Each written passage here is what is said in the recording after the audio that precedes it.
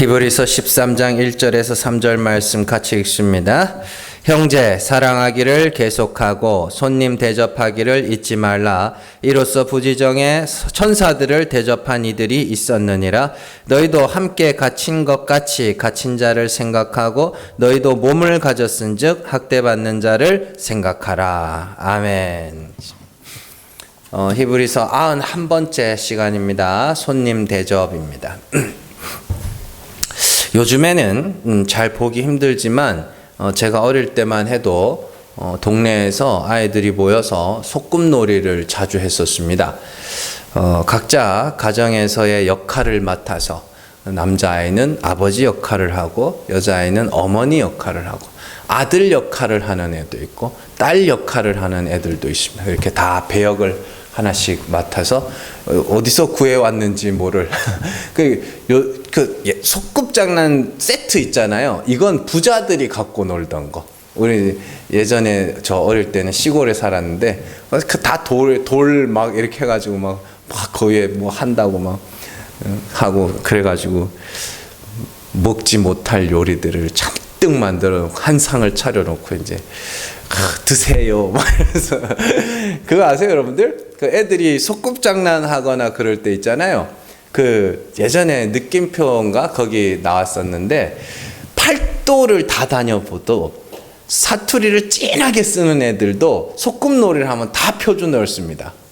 아시죠? 그래서 그런데 어쨌든 그래서 막 여보 막 이러면서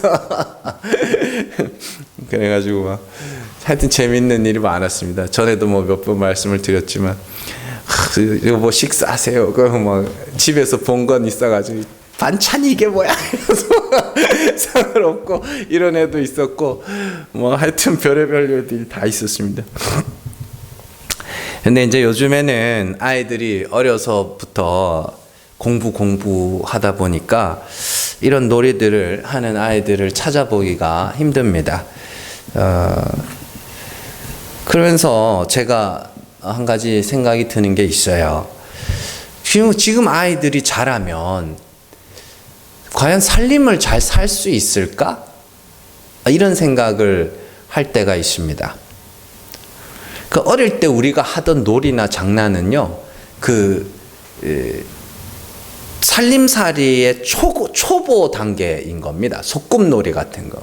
뭐 이해되시죠? 아무리 맞벌이를 한다고 해도 누군가는 살림을 해야 할 텐데 이런 놀이를 접해보지 못한 아이들은 어릴 때 해야 되는 놀이를 이제 커서 뭐 하는 거야? 커서 하기 시작하는 거예요. 어릴 때 해야 되는 실수들을 커서 하기 시작하는 거예요. 왜냐하면 사람들은 해보지 못한 일을 처음부터 잘할 수가 없기 때문이죠. 그래서 커서 처음 요리를 해보는 사람들 보면 진짜 소꿉장난 수준입니다. 정말로요. 정말로 소꿉놀이 수준입니다. 그러니까 어려서부터 그런 소꿉놀이를 해본 사람들은 커서 웬만큼 흉내는 내거든요. 근데 어려서부터 안 해본 사람들은 진짜 아무것도 못합니다. 뭐 음식 해놓고 뭐 책 보고 막 유튜브 해놓고 막 따라하긴 하는데 안 돼. 칼질부터가 틀렸는데 칼 지는 법부터 모르는데 뭐 그렇잖아요. 또 최근에는 할머니들이 손주들을 봐주는 일들도 굉장히 많이 볼 수 있죠. 동네에 아는 아주머니들의 이야기를 좀 이렇게 들어보면 하나같이 다 손주를 봐준다고 그러더라고요. 그러면 이제 그 이야기를 듣고 있다가 그런 의문이 드는 거예요. 그 손주가 애를 낳았어. 나중에 커서. 그럼 그 애는 누가 봐주는 거야? 지 엄마가 봐줘야 되는데 지 엄마는 본 적이 없네? 그러면 지 엄마는 그 손주를 볼 수 있을까요? 못 봐요. 못 본다고. 저희도 이제 애가 셋이잖아요. 제가 이제 애기들 진짜 언제가 제일 무서웠냐면 그 신생아 때 그러니까 신생아 아니죠. 이제 나가지고 뭐 병원에 며칠 있다가 이제 퇴원해가지고 그 목욕시킬 때 배꼽이 이렇게 덜렁덜렁 달려 있잖아요. 떨어지기 전에. 너무너무 무서운 거예요, 그게. 물 들어가면 큰일 난다니까. 이거를 막 진짜 요만한 애를 데리고 막 하는데 막 발발발발 떨리는데 이제 한 셋째쯤 되니까 좀 막 쑥쑥쑥 막 하고 뭐 속삭이는 싸는 법도 다르잖아요. 속삭이 뭐 착착착착 해가지고 막 애 막 꽁꽁 묶고 단단하게 만들고 막 그랬습니다. 안 해보면 모른다니까요. 안 해보면 어떻게 해야 될지를 몰라요. 근데 할머니들이 손주를 다 봐줬는데 그러면 그 중간에 자식은 자기 손주가 나면 어떻게 할 거냐는 거죠.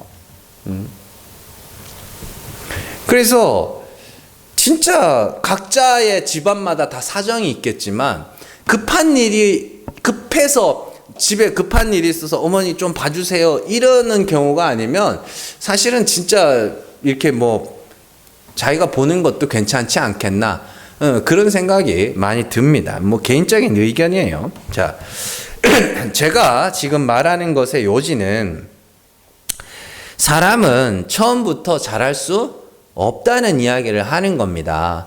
소꿉놀이처럼 장난처럼 보이는 것을 그런 것들을 해봐야 나중에 살림도 제대로 살 수 있는 거고 애기도 봐봐야 자기가 손주라도 봐줄 수 있는 거고 이런 것이죠. 그런 경험들이 굉장히 필요한 것이죠. 그래서 사람들은 처음부터 모든 일을 잘할 수 없기 때문에 실패의 과정들을 반드시 겪어야 되고 그리고 그 실패는 되도록이면 어릴 때 겪어보는 것이 좋습니다. 왜냐하면 어릴 때 실패하고 어릴 때 이렇게 잘못하고 어릴 때 뭐 깨고 부수고 하는 거는 어른들이 뭐예요? 이해를 한다니까 애니까. 근데 나이 먹고 그러고 있으면 어떻게 하는 거예요? 큰일 나는 겁니다. 나이 먹었는데 밥솥에 밥하라 그랬더니 그냥 쌀 넣고 밥솥에 쌀 안 쳐가지고 밥솥 버튼만 누르면 되니까 물을 안 넣고 쌀만 밥솥에 넣어가지고 쌀만 뜨끈뜨끈해져가지고 그런 사람들이 많이 있습니다. 실제로. 예. 그게 어릴 때 애한테 시켜가지고 그러면은 이해는 하잖아요. 아이고 애니까 몰랐나 보다 가르치고 그러는데 이제 막 요즘에 결혼도 다 30 넘어서 30 넘어까지 엄마가 해주는 밥만 먹다가 이제 처음으로 밥을 하는 거예요. 어쨌든 우리 신앙생활도 마찬가지입니다. 지금 제대로 할 수 없다고 해서 하지 않는 것은 끝까지 제대로 하지 않겠다라는 말과 같은 것이죠. 전도를 할 때도 처음에는 멋쩍기도 하고 그렇죠? 멋쩍기도 하고 쑥스럽기도 하고 낯설기도 하지만 하다 보면 그죠? 실수도 해보고 뭐 이렇게도 해보고 저렇게도 해보고 하다 보면 술술술술 하는 그런 지경에 이르게 되는 것이고 기도를 할 때도 처음에는 뭘 기도해야 되고 어떻게 기도해야 되는지 몰라서 몇 마디 이렇게 하다 보면 기도가 끝나지만 그럼에도 불구하고 계속해서 하다 보면 청산유수로 기도를 하게 되는 것이죠. 제가 지금 말씀드리는 게 기도를 잘 해야 된다라는 의미가 아니라 능숙하게 할 수 있어야 된다. 능숙하게 해야 될 때가 있습니다. 예를 들어서 명절에 가족들이 다 모였어요. 그래도 믿는 가정인데 아버지가 혹은 어머니가 대표로 기도를 한번 해야 될 거 아닙니까? 온 식구가 다 모였는데 기도를 하는데 막 거기서 떠듬 이러고 있으면은 조금 그래요. 그래서 청산유수로 한 번씩 할 때도 있고 또 뭐 성도들끼리 식사를 한다든지 그럴 때에도 기도를 좀 능숙하게 하는. 그래서 우리가 이제 앞에서 하는 기도는 하나님 앞에 하는 기도이지만 동시에 사람들에게 들려주기 위한 기도이기도 합니다. 그래서 제가 그 성경에 나오는 기도 프로슈코마이라는 그 단어를 설명할 때 그렇게 말씀을 드렸는데 하나님 앞에 하는 기도이지만 사람들에게 뭐 하는 거예요? 들려주는 기도이기도 합니다. 그렇기 때문에 그거를 우리는 이런 기도를 해야 됩니다 라는 의미로 그렇게 좀 능숙하게 할 수 있는 그런 지경에 이르면 좋죠. 본인한테. 처음에는 어색하고 낯설지만 하다 보면 늘어요. 하다 보면 늘어요. 자, 오늘 말씀을 그런 측면으로 좀 살펴보려고 합니다. 히브리서 12장까지 구약의 내용들을 통해대로 하나님이 어떠한 분이시며 그리스도는 어떠한 분이신지를 쭉 설명을 해왔습니다. 자, 그리고 나서 13장으로 넘어와서 성도들에게 구체적인 삶의 원리들을 이렇게 이야기를 해줍니다. 이것은 단순히 구원받은 자들은 이렇게 살아야 된다, 믿는 자들은 이렇게 살아야 된다라는 법적인 측면이 아니라, 율법적인 측면이 아니라 더 좋은 것에 대한 권면으로 보여야 됩니다. 자, 지금 우리나라는 법만능주의로 빠지고 있습니다. 모든 것을 법으로 해결하려고 그럽니다. 그래서 여러분들, 우리는 법과 권면의 차이를 잘 알아야 됩니다. 법은 이렇게 지키지 않으면 나쁜 것, 법은 지키면 보통입니다. 좋은 게 아니에요. 그걸 잘 구분을 하셔야 돼요. 법이라는 건 안 지키면 나쁜 거고 지키면 중간입니다. 아시겠죠? 권면은 뭐냐면 하면 좋은 거고 안 해도 보통이고, 이게 권면입니다. 이 구분을 못 해가지고 그냥 인간들이 아주 그냥 중간이 없어요. 중간이 좋은 거 아니면 나쁜 거예요. 다 중간이 있다는 말이에요. 그래서 법이라는 건 어기면 나쁜 거고 지키면 중간은 가는 거지만, 권면이라는 건 지키면 잘하는 거고 못 지켜도 어쩔 수 없는 거. 예를 들면 이런 거예요. 자, 지하철이나 버스에 타면 노약자석이나 임산부 배려석이 있습니다. 이걸 권면으로 볼 것이냐 법으로 볼 것이냐에 따라서 사람들의 인식이 달라집니다. 배려석이라는 건 말 그대로 뭐예요? 권면이잖아요. 권면. 그렇잖아요. 그런 내가 안 비켜줘도 괜찮은 거예요. 그리고 비켜주면 고마운 거고, 그래야 되는 거예요. 그래야 권면이 되는 거예요. 근데 이게 사람들이 사실 그걸 권면으로 안 보고 법으로 보기 시작해요. 그래서 우리나라가 지금 법만능주의라고 하는 거예요. 법으로 보기 시작해서. 그러니까 비켜주는 게 당연한 거고 안 비켜주면 나쁜 놈이 되는 거예요. 그러면 어떤 현상이 생기느냐? 배려한 사람이 나는 잘했다, 참 잘했다, 이런 마음이 들어야 배려를 하게 되는 거거든요. 그런데 나는 배려를 했는데 저 사람은 당연하게 받아들이면 배려를 안 합니다. 그래서 사실은 지하철 타면 임산부 배려석에 분홍색, 바닥에 분홍색 칠 막 해놓고 여기는 임산부 배려, 그건 사실은 권면이 아니죠. 법이죠. 그러니까 어떤 일이 생기냐면, 이건 제가 들은 이야기입니다. 아는 분한테 들은 이야기. 지하철을 탔어요. 그래서 노약자석에 자리가 다 찼고 거기 서 있는 사람도 많아서 그 일반석으로 이렇게 왔대요. 왔더니 젊은 사람들이 수근수근 거리대요. 뭐라 그러냐면, 노약자석까지 왜 여기 왔어? 이렇게 수근수근 거린대요. 그러니까 노약자석이 뭐가 된 거예요? 법이 된 거죠, 거기서. 그러니까 노인들은 노약자석으로 가라 이거예요. 여기 오지 말라는 거예요. 그게 배려가 아니라 법으로 보니까 우리 자리 뺏으러 온다 이렇게 돼버리는 거죠.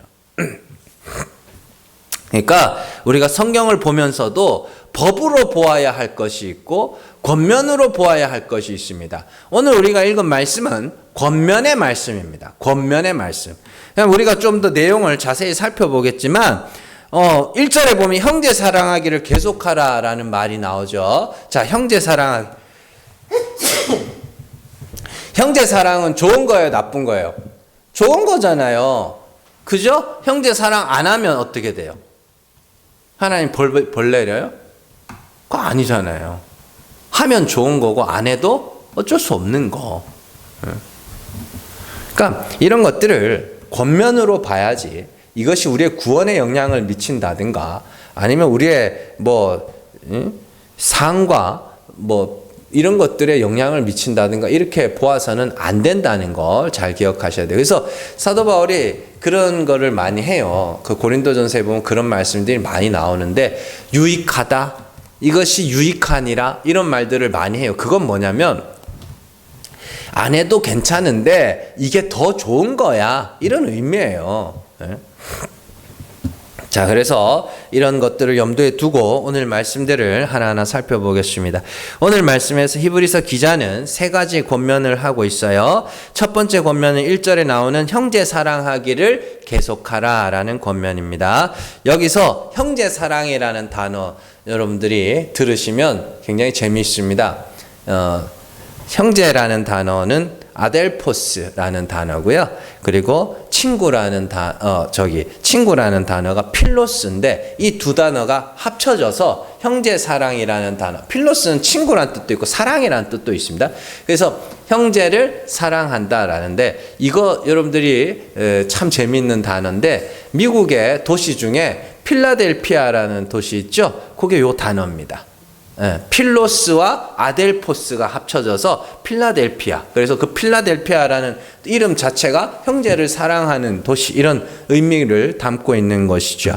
그래서 히브리서 기자가 말하는 형제 사랑이라는 단어는 사랑해, 이런 의미인데, 이는 예수님이 주신 새 계명에서 유래된 단어입니다. 요한복음 13장 34절에서 35절 말씀 잘 읽으셔야 돼요. 뒤에 15장 거 읽을 건데 두 개 연결되니까 잘 읽으셔야 돼요. 13장 34절에서 35절 같이 읽습니다. 새 계명을 너희에게 주노니 서로 사랑하라. 내가 너희를 사랑한 것 같이 너희도 서로 사랑하라. 너희가 서로 사랑하면 이로써 모든 사람이 너희가 내 제자인 줄 알리라. 아멘. 잘 보세요. 예수님의 이 말씀을 보면 형제 사랑이 얼마나 중요한지를 알 수 있습니다. 서로 사랑하면 모든 사람이 너희가 내 제자인 줄 알리라, 이렇게 말씀을 하시죠. 자, 이는 형제 사랑이 우리가 성도이며 그리스도의 제자라는 증거이기도 하며, 거꾸로 해도 말이 됩니다. 우리가 그리스도의 제자라면 형제를 사랑할 수밖에 없다라고 읽어도 괜찮은 겁니다. 이해되시죠? 자, 그러니까 우리가 제자라고 불리기 위해서 억지로 형제를 사랑하라, 이렇게 되면 안 돼요. 이해되시죠? 우리가 그리스도의 진짜 제자라면, 그리스도의 제자라면 우리는 반드시 뭘 하게 돼 있다? 형제를 사랑하게 돼 있다. 반대로도 마찬가지입니다. 형제를 사랑하는 걸 보면 저 사람이 저거구나, 그리스도의 제자구나라고 알 수 있다. 이 두 개가 앞뒤가, 이걸 필요 충분 조건이라 그러나, 하여튼 뭐 그럴 거예요. 그 앞뒤가 거꾸로 해도 말이 되는 걸 필요 충분 조건이라고 그렇게 말합니다. 요 말씀이 그런 말씀입니다. 자, 그렇다면 형제는 어떻게 사랑해야 되는 거예요? 막 오면 막 안아주고 막 이래야 되는 거예요?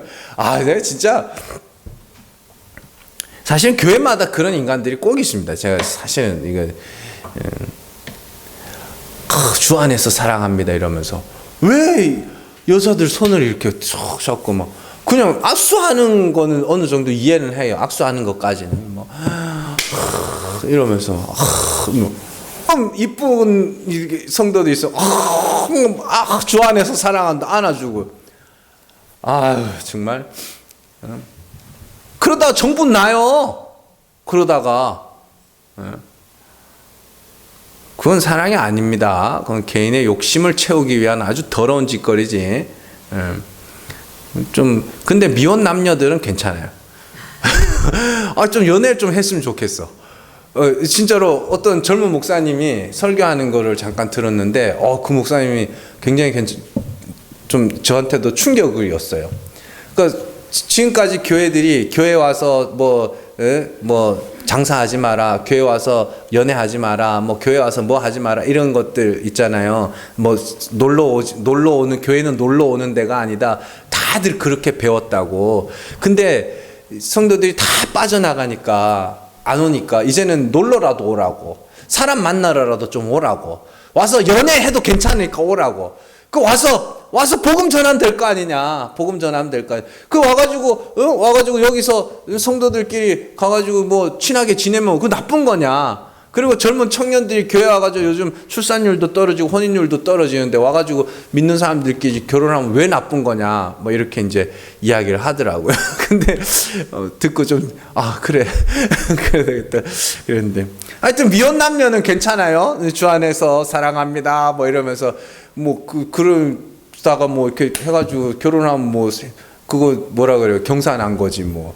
자, 어쨌든 그러면 이제 중요한 거 주 안에서 사랑하는 게 뭐냐, 정말로 형제 사랑하는 게 뭐냐, 정확하게 예수님이 말씀해 주십니다. 요한복음 15장 12절에서 15절 말씀 같이 읽습니다. 내 계명은 곧 내가 너희를 사랑한 것 같이 너희도 서로 사랑하라는 이것이니라. 사람이 친구를 위하여 자기 목숨을 버리면 이보다 더 큰 사랑이 없나니 너희는 내가 명하는 대로 행하면 곧 나의 친구라. 이제부터는 너희를 종이라 하지 아니하리니 종은 주인이 하는 것을 알지 못함이라. 너희를 친구라 하였노니 내가 내 아버지께 들은 것을 다 너희에게 알게 하였음이라. 아멘.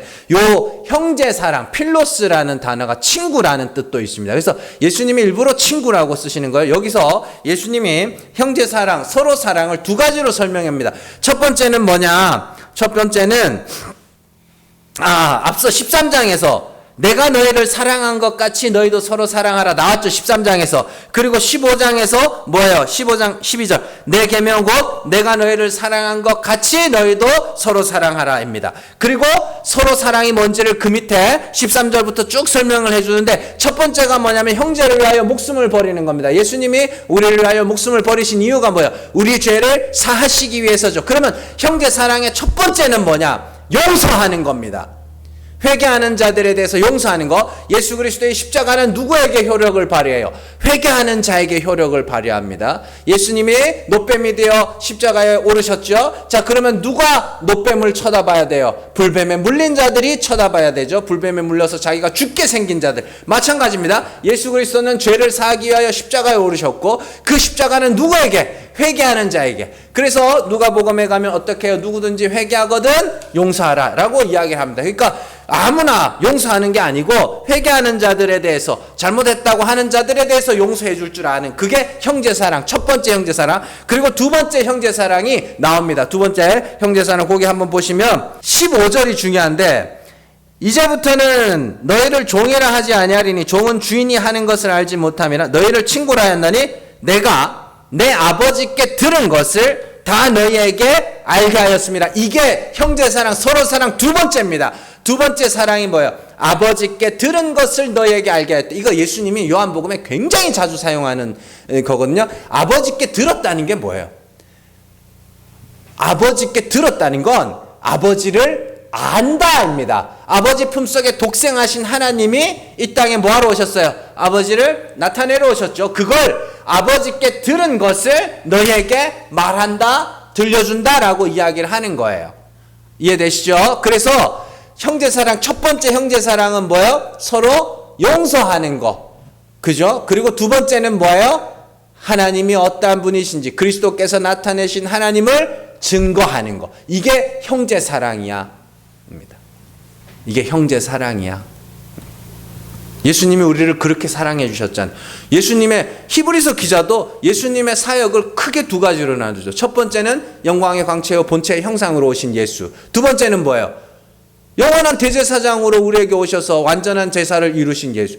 두 개잖아요. 똑같은 거예요. 그거. 우리가, 예수님이 우리를 그렇게 사랑해 주셨죠. 그럼 우리도 그렇게 사랑하면 돼요. 형제들이 과오를 하고 잘못을 하고 실수를 하고 내게 죄를 지을 때 그 사람이 내게 와서 7번이라도 70번씩 7번이라도 잘못했노라 하면, 잘못했다 하지도 않는데 용서하려고 하지 말고 잘못했노라 하면 어떻게 해요? 용서해줘라. 그게 형제사랑입니다. 그걸 할 수 있으면 우리가 누구? 그리스도의 제자. 그리고 두 번째는요, 하나님이 어떤 분인지를 그리스도를 통하여 알게 됐죠. 그리고는 그 하나님을 어떻게 다른 사람들에게 들려주는 거. 그걸 뭐라 그래요? 증인. 그래서 제자들에게 예수님이 말씀하신 거예요. 그게 형제 사랑입니다. 요한일서 4장 10절에서 11절 말씀 같이 읽습니다.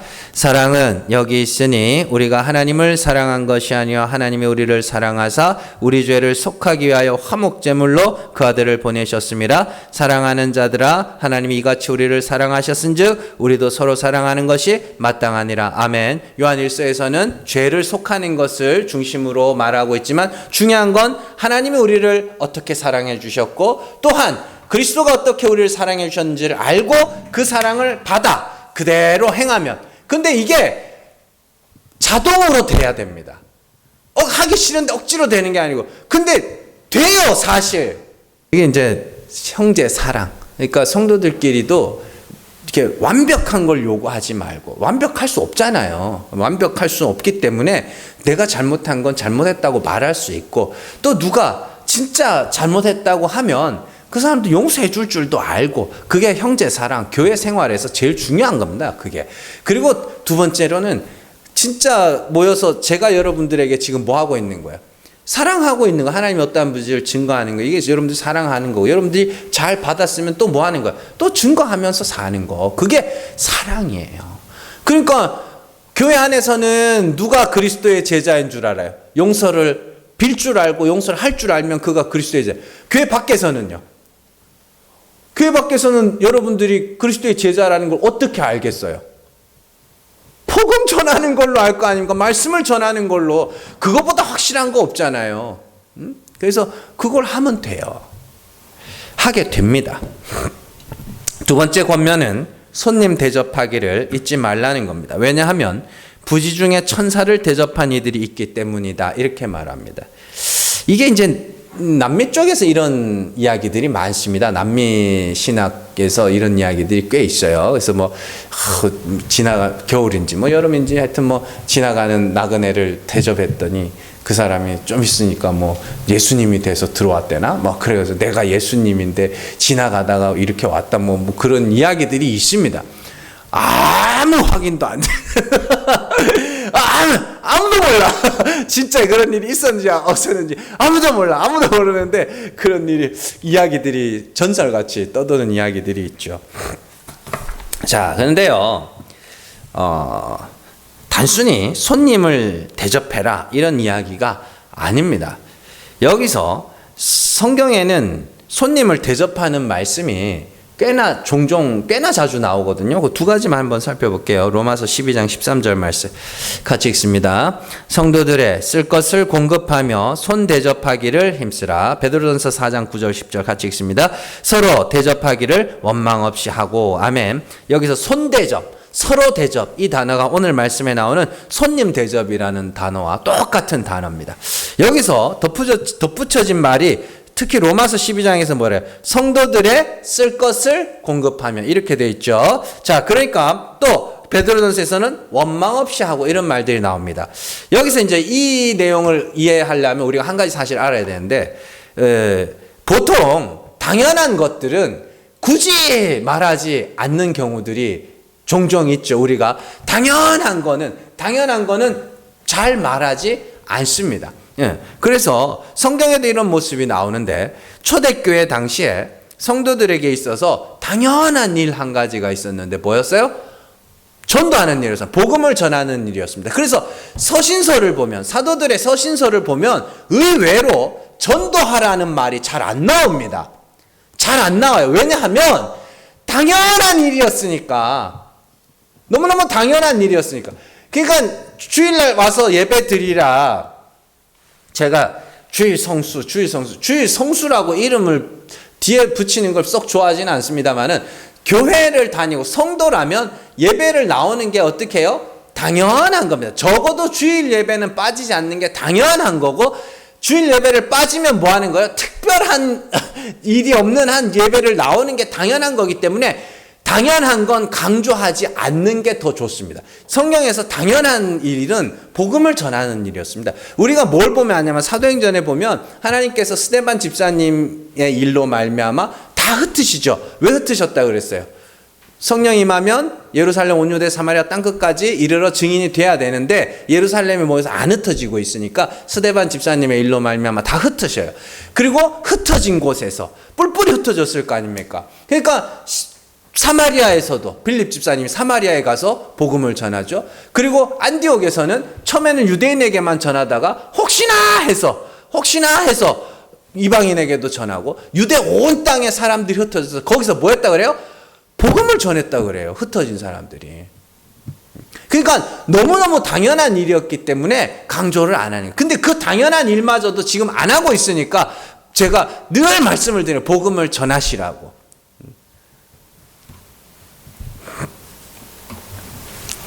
자, 그래서 성경에서 말하는 손대접, 손님, 연녀, 복음 전도자들을 이야기합니다.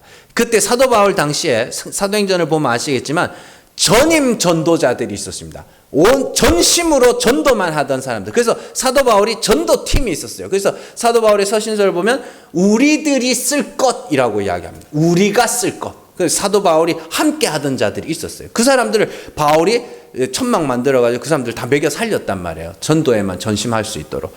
그러니까 그런 말씀들이 나와요. 여기서 특별히 말하는 게 손님 대접이라는 건 복음을 전하는 자들을 대접하는 것을 이야기합니다. 그래서 요한 3서인가요? 거기 가면 우리 읽어보겠지만 거기 보면 요한이 되게 화내는 장면이 나옵니다. 요한 3서 1장 9절에서 10절 말씀 같이 읽습니다. 내가 두어 자를 교회에 썼으나 그들 중에 으뜸되기를 좋아하는 디오드레베가 우리를 맞아들이지 아니하니 그러므로 내가 가면 그 행한 일을 잊지 아니하리라. 그가 악한 말로 우리를 비방하고도 오히려 부족하여 형제들을 맞아들이지도 아니하고 맞아들이고자 하는 자를 금하여 교회에서 내쫓는도다. 아멘. 여기 보면 우리를 맞아들이지 않았다. 형제들을 맞아들이지 않았다. 맞아들이고자 하는 자들을 쫓아냈다. 이런 말이 나오죠. 디오드레베. 이게 뭔 얘기냐면 사도 요한은 뭐예요? 사도죠. 사도가 뭐 했어요? 복음을 전하고 다녔단 말이에요. 그리고 전도 팀이 있었단 말이에요. 전심으로 전도에만 힘쓰는 자들이. 그들이 갔는데 디오드레베라는 인간이 안 받아주는 거예요. 그리고 교회 안에서도 그러면 안 된다고, 저 전도자들 저러면 안 된다고, 그 지금 받아줘야 된다. 그럼 너 나가. 이런 거예요. 그러니까 요한이 내가 가면 보자. 막 손님 대접하기를 힘쓰라는 건 복음을 전하는 자들을 대접하라는 이야기입니다. 단순하게 근데 사실 요즘에는 손님 대접할 일도 잘 없잖아요. 그죠? 근데 어쨌든, 말씀을, 이게 이제 중요한 거예요. 말씀을 전하는 자들을 대접하라는 건 말씀이 중요한 거예요? 그 사람이 중요한 거예요? 예? 말씀이 중요한 거예요. 복음을 전하는 자들을 대접하는 이유는 복음 때문이지 그 사람 때문이 아닙니다. 그러니까 무슨 차이가 있냐면 복음이 중요하여서 그 복음을 전하는 자들을 대접하는 것은 그 사람이 조금 내 마음에 안 들어도 대접을 해요. 근데 그 사람이 좋아서 그 사람을 대접한다는 마음, 그 사람이 내게 마음에 안 들면 그 사람을 대접하지 않게 되는 겁니다. 이걸 잘 기억을 하셔야 돼요. 그러니까 여러분들이 복음을 중요하게 생각하느냐, 복음을 전하는 사람을 중요하게 생각하느냐, 이거를 잘 생각을 하셔야 돼요. 그래서 복음이 중요하면 복음을 전하는 사람도 중요하게 여겨지지만 복음 전하는 사람을 중요하게 생각하면 그 사람의 호불호에 따라서 그 사람을 대접하고 대접 안 하고가 갈려버리게 되는 거예요. 그러니까 제가 여러분들한테 늘 말씀드리는 건 말씀을 중요하게 생각하고 복음을 중요하게 생각하고 진리를 중요하게 생각해야 된다는 거예요. 뭔 말인지 아시겠죠? 그래야 사람이 조금 마음에 안 들고 관계가 조금 틀어져도 말씀 때문에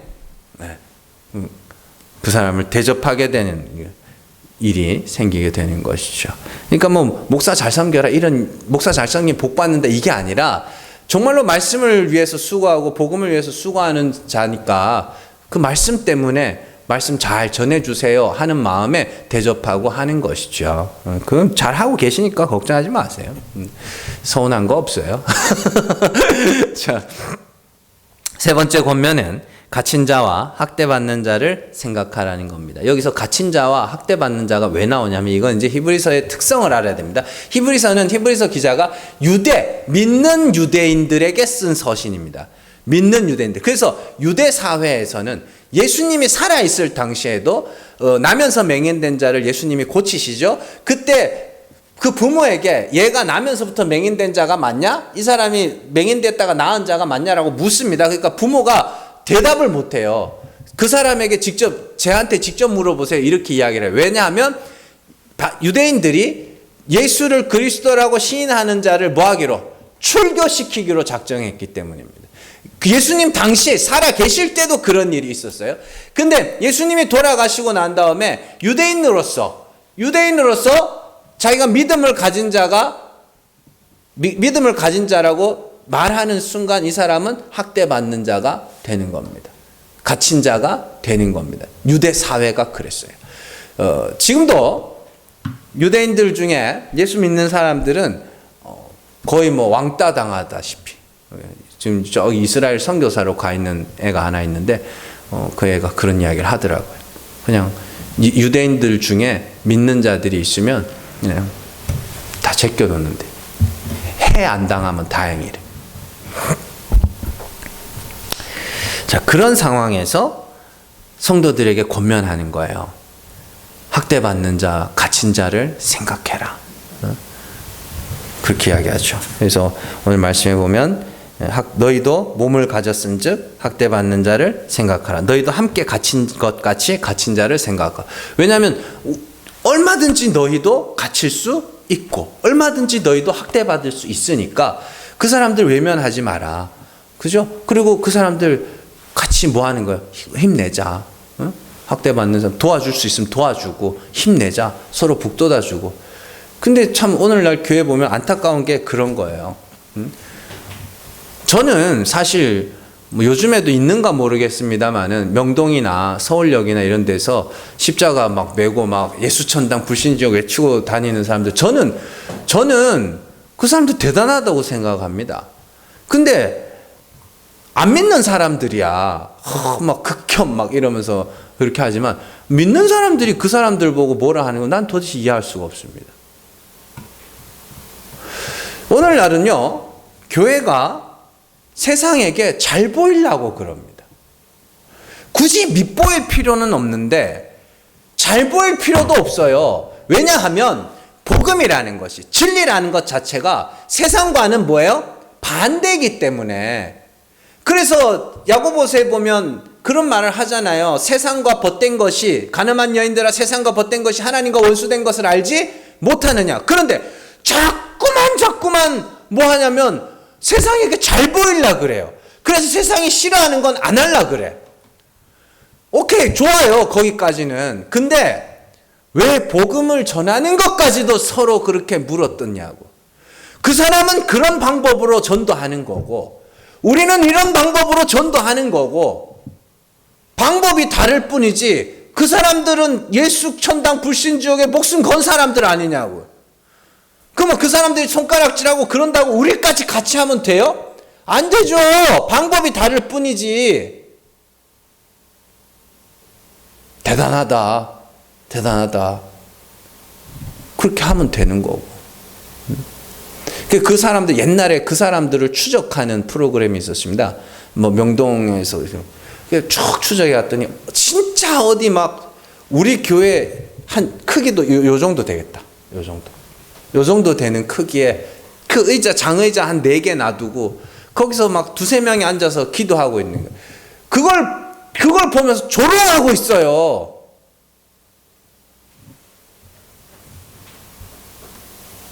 하라 그러면 못할 거면서 자기들은.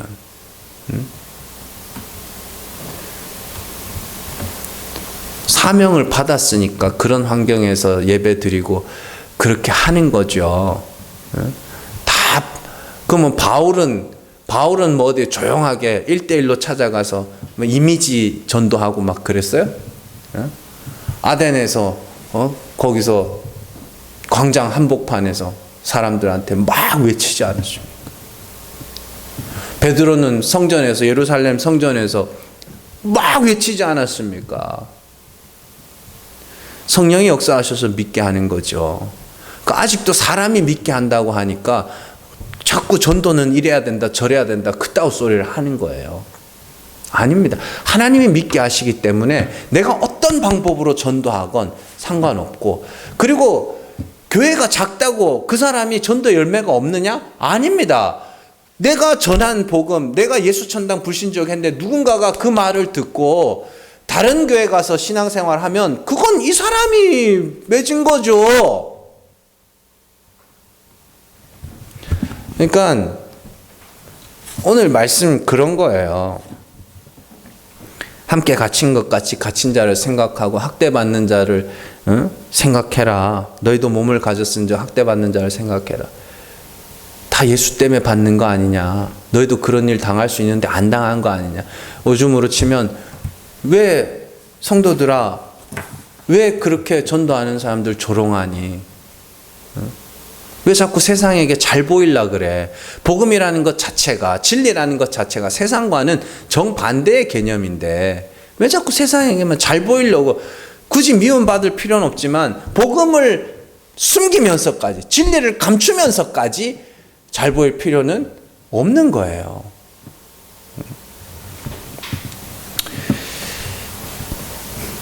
교회는 모든 사람을 구원하는 곳이 아니라 택하신 자를 구원하는 곳입니다. 그래서 내가 복음의 진리를 전했는데 그 말을 싫어하고 알아듣지 못하는 자가 있다면 어떻게 해요? 어쩔 수 없는 거죠. 그건 하나님이 역사하셔야 되는 거니까. 그래서 누군가가 전도를 하다가 조롱을 당하거나 박해를 당할 때에 나도 얼마든지 그런 조롱과 박해를 받을 수 있고, 그러니 그 사람들을 생각해주고 박수 쳐주고 격려해주고 그래야죠. 전도는 저렇게 하는 게 아니라고 뭐 정해져 있어요? 없잖아요. 그렇지 않습니까? 그런 겁니다. 이상으로 우리가 히브리서 기자의 세 가지 권면을 살펴봤습니다. 첫 번째는 형제사랑이죠. 형제사랑이 뭐였어요? 용서하고 말씀 전하는 것, 하나님이 어떤 분인지 증거하는 거죠. 자, 두 번째로 손님을 대접하는 것, 복음을 전하는 손님들을 잘 대접하는 것. 뭐 때문에? 사람 때문에? 아니죠. 복음 때문에. 세 번째로 박해받는 자들 생각하고 위로하고 격려하는 거죠. 자, 이게 우리가 잘 하는 겁니다. 안 해도 어쩔 수 없는 거지만 이걸 하면 잘 하는 겁니다. 유익한 겁니다.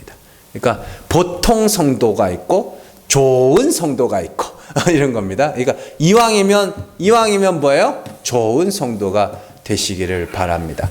말씀에 사로잡혀서 정말로 말씀을 전하기도 하고 말씀을 전하는 자들에게 도움을 주기도 하며 그 사람 격려하고 박수 쳐주고 칭찬하고 대접해주고 이런 모습들이 참 있었으면 좋겠습니다. 그래서 잘 기억하시고 어떻게든지 말씀이 많은 사람들에게 퍼져나가는 일에 우리가 도움이 되고 또 내가 또 많은 사람들에게 복음을 퍼뜨리기도 하고 그러한 일들이 우리 교회와 성도들을 통해서 많이 일어났으면 참 좋겠습니다. 기도하겠습니다.